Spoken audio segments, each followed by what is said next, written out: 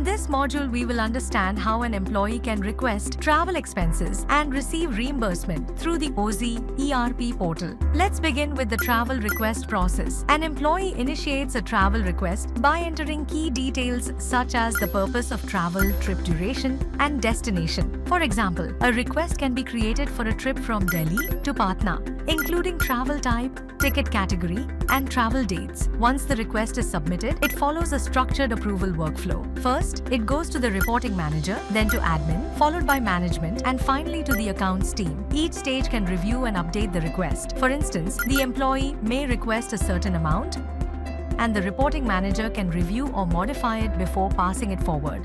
Next, the admin or accounts team reviews the request. They can approve or reject it and update the approved amount. For example, if the requested amount is approved at 3,500 rupees, it is updated in the system. After this, the request moves to the management level. Management has the final authority to approve or modify the amount.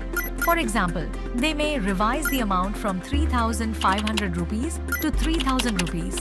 This final approved amount becomes the amount to be transferred.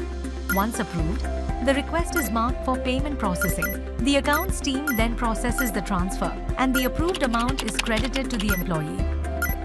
After completing the trip, the employee must submit a post-travel entry. Here, they confirm the trip details and enter the actual expenses incurred. For example, the employee can submit 3,000 rupees as the final expense amount. This post-travel submission is again reviewed by the accounts team, after which the request is closed. Finally, all transactions are recorded in the system, and employees can view details such as ledger entries and payment status. Found this useful? Save it for future reference. Follow us for more helpful content. Subscribe to our YouTube channel for complete details. Try OZ Office Management today.